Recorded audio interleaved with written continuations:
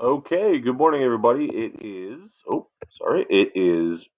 Wednesday, May 13th, and today we are going to be talking about Ronald Reagan and his domestic policy. And after this presentation, your responsibility is going to be to complete a Google form regarding what we've just discussed, or what I've just discussed, regarding Reagan and the economy and his domestic policy. Okay, so we're going to get into a little bit of an introduction to Ronald Reagan yesterday, and the reason I did that is because he's a very significant president for a lot of different reasons, some positive, some negative. We'll get into that. And we're going to also talk about the fact that he's a different type of presidential candidate and had a very different life than most presidents. Okay, and we'll get into that as well. All right. So first, what was it about Reagan that wins him the election of 1980? And he won, as you probably know by now, if you did your assignment from yesterday, in a landslide. Well, one, he's our first celebrity politician, right? We've had a few over the years, if you think about it. Not obviously, President Trump, but you've had, if you've ever heard of Jesse Ventura, he was a professional wrestler who's governor of Minnesota.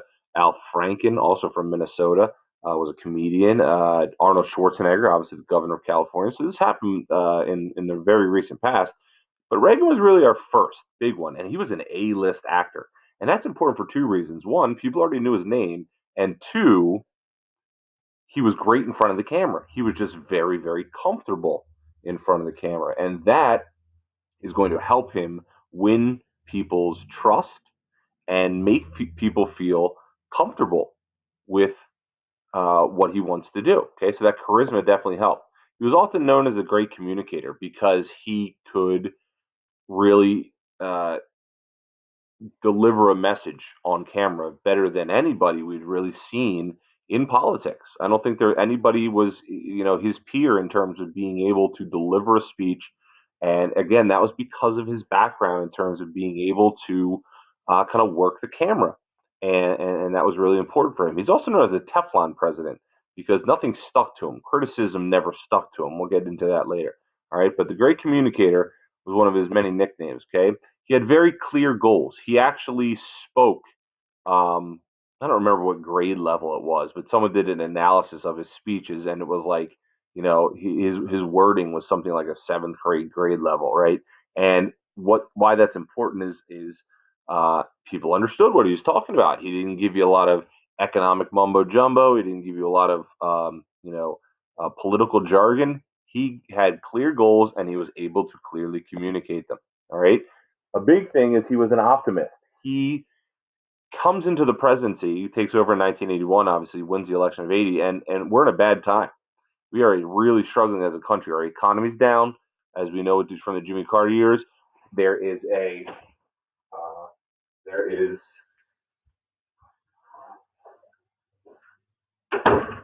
sorry, there is a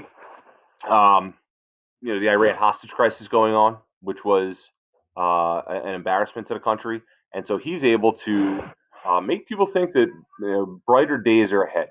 Okay, he obviously capitalizes on Carter's mistakes through talking about the Iran hostage crisis and talking about the economy and saying I'm going to fix all of this, right?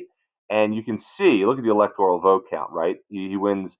And that was 91% of the electoral votes. Carter only wins 4 states, I believe. So 5 states. So it is a landslide. Okay, so Reagan knows he's got to do one thing if he plans on getting reelected, and every president knows this. If a president walks into a time of a bad economy, they know that in their first 4 years they need to fix that economy, or at least get the economy going in the right direction if they want to be reelected. So Reagan knew that the first issue he had to tackle was the economy.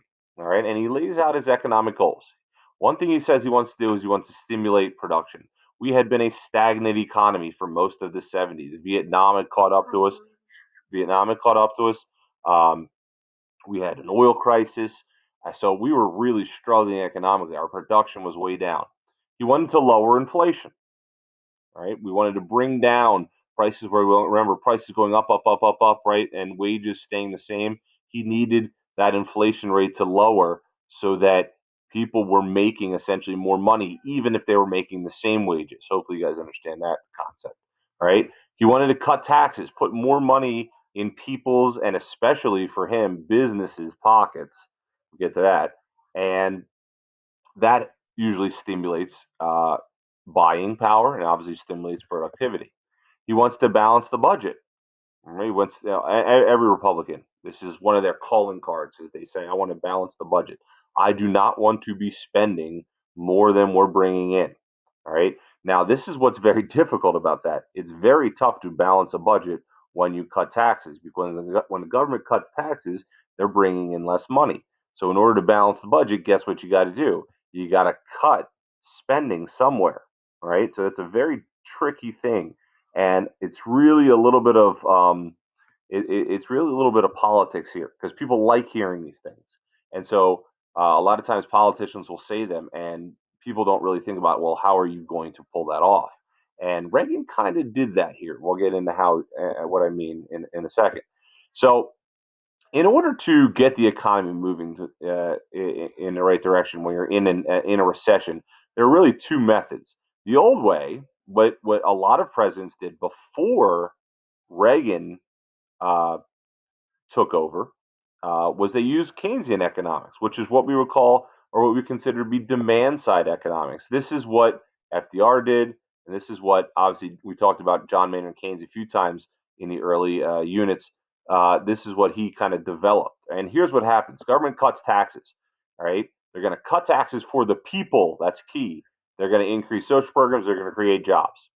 Well, if people have their taxes cut, if people are gaining more money from social programs, if jobs are created through the federal government, then people are going to have more money and thus they're going to buy more. This is, by the way, why one of the reasons why maybe your parents got a little stimulus check, right? Because they want you to use that money to keep the economy rolling in these very tough times that we've kind of hit.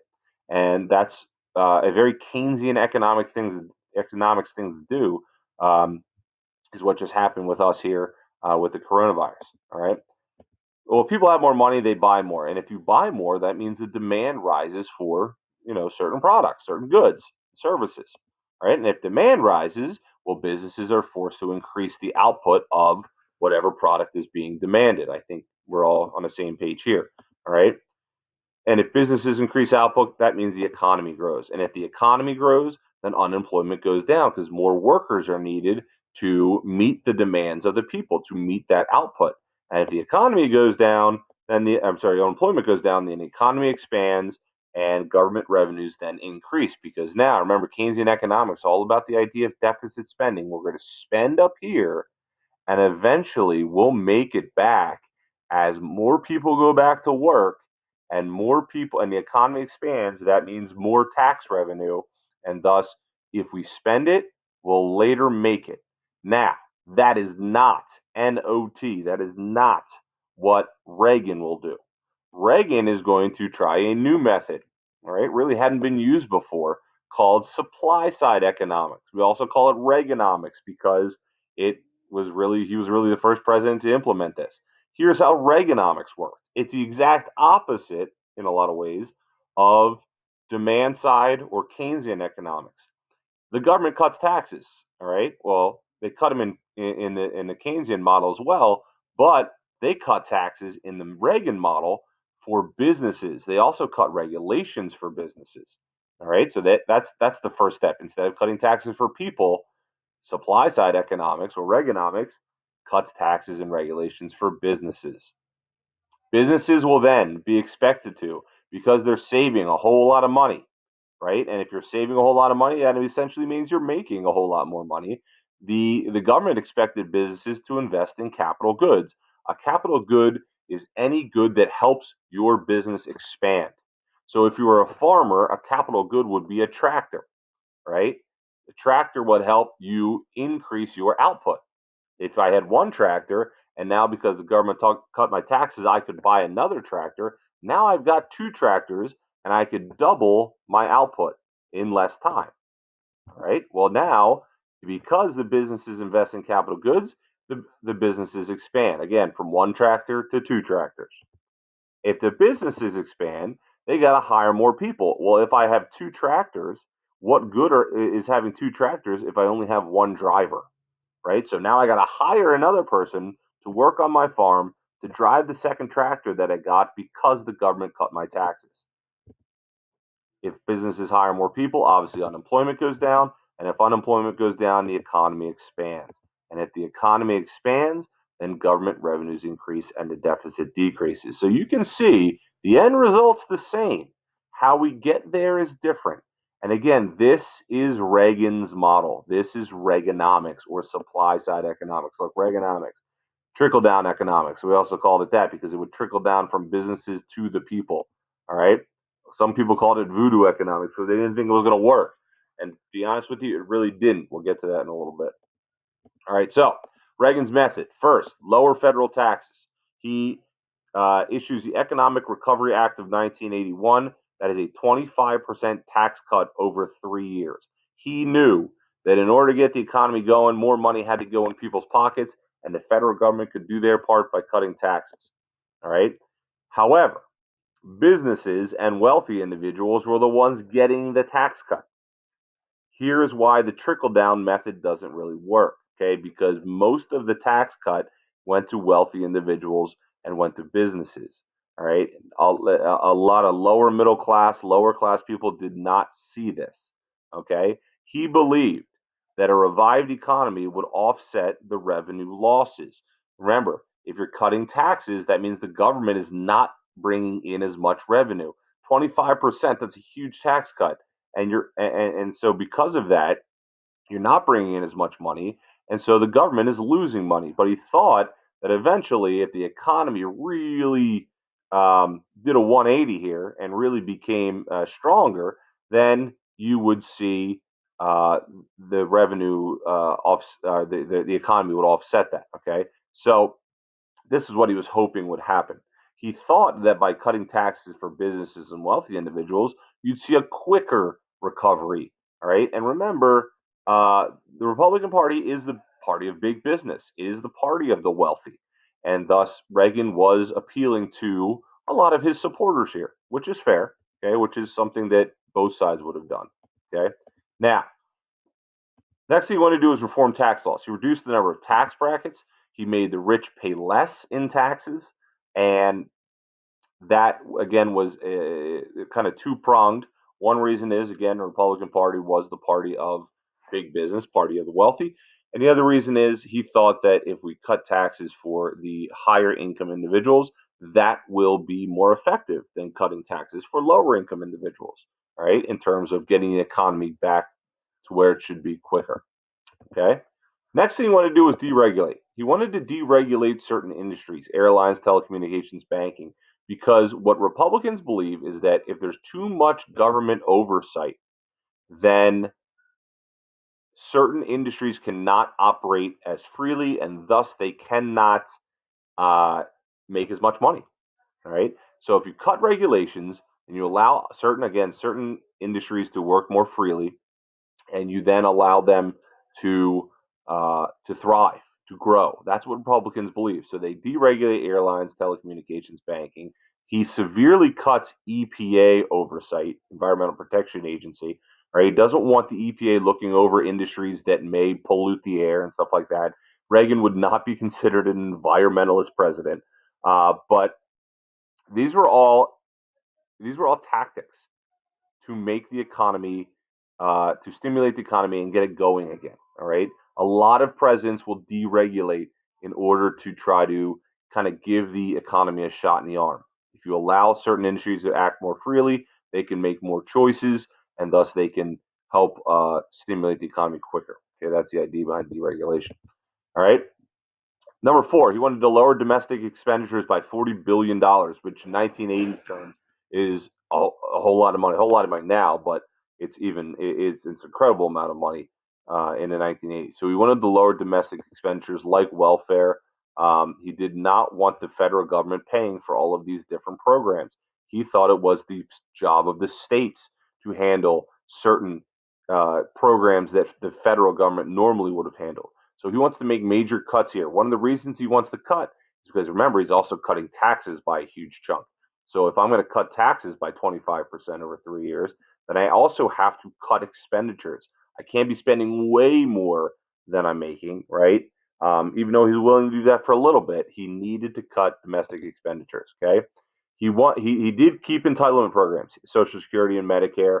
All right, keep in mind he was a senior citizen himself, so he knew that it would be quite hypocritical if he were to cut major entitlement programs like Social Security and Medicare. But he drops these, despite that, despite keeping these programs, he still drops domestic expenditures by $40 billion. However, on the flip side, he's going to raise tremendously military expenditures. So even though he cuts a lot here in terms of domestic expenses, he is going to offset those savings by really adding to the military. When we get to foreign policy, we'll talk about why he did that, or his reasoning for that. But he is really doesn't make up any ground here, because what he cut in domestic expenditures, he ended up spending much more even in military expenditures. And again, we'll talk about why that is. Okay, so what were the results? Last part here. First, a massive recession in 1982. Reagan takes office in January 20th of 1981, and in his first year in office, it's not looking good. The recession gets worse, in fact, than it was even in the Carter years. So this massive recession hits in 82. All right, we're at 11% unemployment, which is kind of where we stand right now, ironically enough.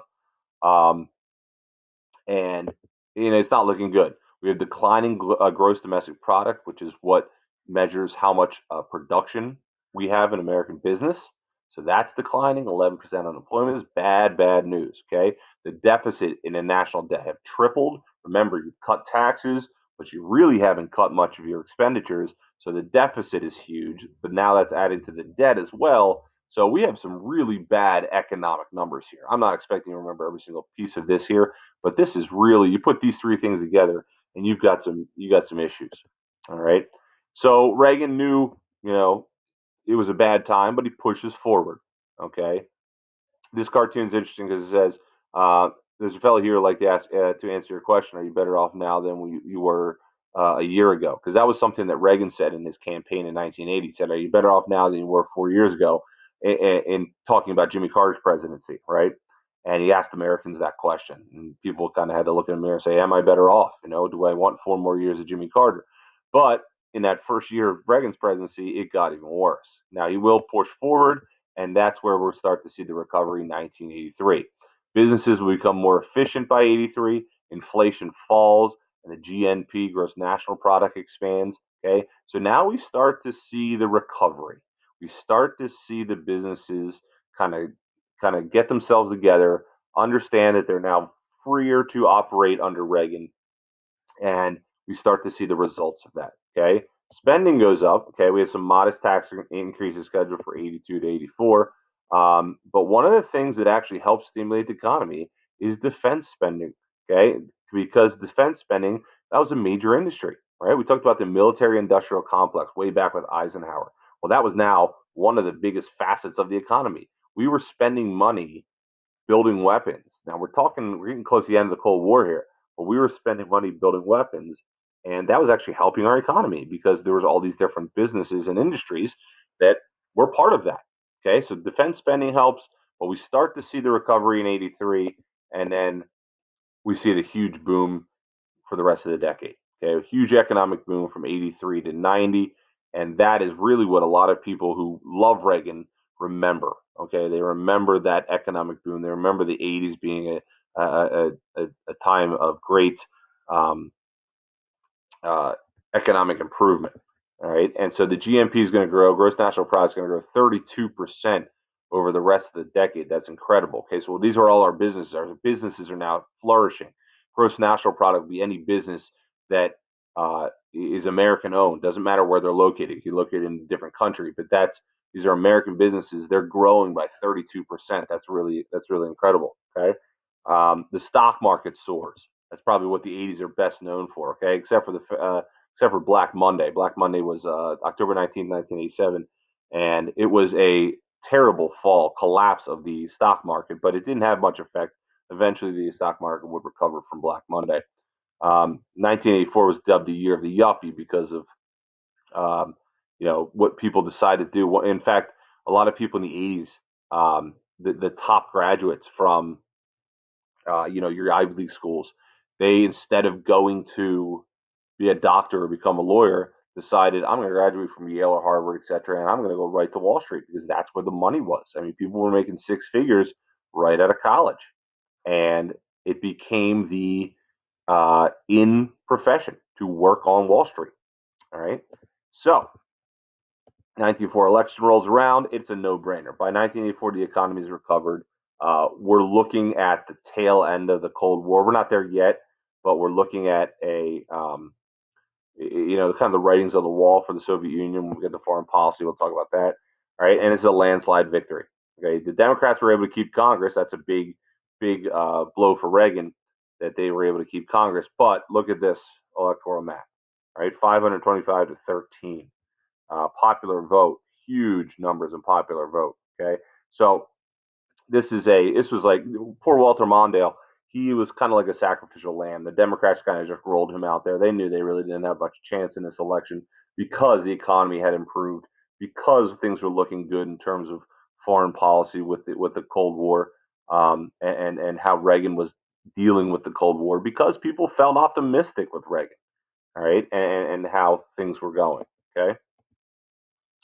Uneven results. Now, here's where we get to the other side. Now, it looks rosy for Reagan, looks great. But one of the things that a lot of people kind of don't remember, or some people don't remember, about the Reagan years is that this wasn't a great decade for people living in the middle class and living in the lower class, right? And we'll see that. The deficit triples. The national deficit triples. That is incredible. That means we were spending three times as much in a given year in the 1980s as we were bringing in, right? And that's hard to sustain an economy when you're spending that far much outweighs your income or your revenue. Okay, so the deficit triples. The national debt skyrockets in this time period. All right, you can take the national debt. If you go over here to about 1980 and go up to about 1990, you can see it's rising exponentially. Okay, um, this is your budget and deficit surplus in billions of dollars. So if you look at Reagan, all right, anything below the line, just red just means it's a Republican, and blue just means it's a Democrat.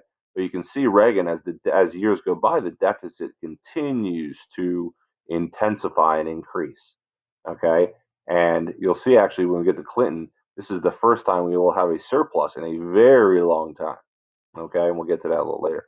All right, farm crisis. We see the results of Reaganomics with the farming. Okay, I use that farm example for a reason. Grain prices plummet.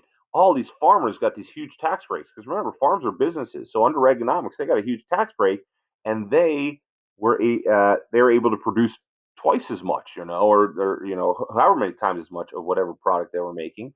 And as a result of that, all of these farmers were overproducing grain. And so grain prices plummet. And all these farmers go into debt. They bought all this new equipment. They bought those capital goods they were supposed to buy, and now they couldn't afford them. And so and they couldn't afford them because they couldn't sell their product. And so the farmers go into debt because they actually follow the principles of Reaganomics. They actually buy the capital goods, right? And they have like they have payments on these huge tractors. I'm not talking about like a John Deere tractor. I'm talking about big piece of equipment, and they can't afford them anymore. So they go into debt, and the government is forced to intervene. They cannot do anything. They have to intervene to help the farmers, which is something Reagan didn't really want to do because again, that's kind of um, what small government proponents like to stay away from, and that is that was what we called that was called the farm crisis. But they actually had a concert to help out with that called Farm Aid, to help the farmers who were in such bad debt because of Reaganomics. All right, so the government intervened on their behalf as well. Their rural poverty remained high. Reaganomics did not really help anybody in the lower class. All right. You remember the other America, Michael Harrington, and this poverty in rural areas, the poverty in inner cities remained very high because again, that wealth, those savings, those tax cuts for the rich and the businesses, they did not trickle down to the lower classes. Okay, so essentially, one way to think about this is the rich get richer. Okay, and the poor get poorer is what happened in the 1980s. Okay, so you get anti-unionism also in the 1980s. You have the PATCO, the air traffic controller strike, called the PATCO strike. Okay, we see a manufacturing decline. Our our manufacturing, our job market changes. We go really much further from blue collar to white collar. A lot of the steel mills around here close down or at least lay off a lot of workers. So we see a decline in manufacturing, especially U.S. Steel. Okay, major layoffs, as we just said. Okay, there's the Ferris Hills plant, in case you've never seen an actual picture of it from the glory days, if you will. And so these results, there's the big one. Okay, the rich get richer, the poor get poorer. And that's really the result of Reaganomics. That's the result of the economy of the 80s, is that you start to see this divide occur. The middle class starts to not evaporate, but it just starts to change between the haves and the have nots. And things really start to separate because, again, that trickle down process really didn't do that at all. Okay. Job training programs are cut, homelessness goes way up, crime goes way up in inner cities. We'll get into that a little bit. So, a lot of different, depends really on who you ask in terms of Reagan's response to the economy. Was it positive? Was it negative? Okay. What we do know is that the economy, from a macroeconomic standpoint, is going to improve. GDP, GNP, stock market, all going to go way up, and that's going to lead to a lot of people getting very rich. But it's also going to lead to an easy reelection bid for Reagan in 1984. Okay, what you want to do now is you want to go to the Google form that I've created based on these notes and just answer the questions and submit that for your assignment. Hope you guys have a great day. Any questions, feel free to let me know. See you tomorrow.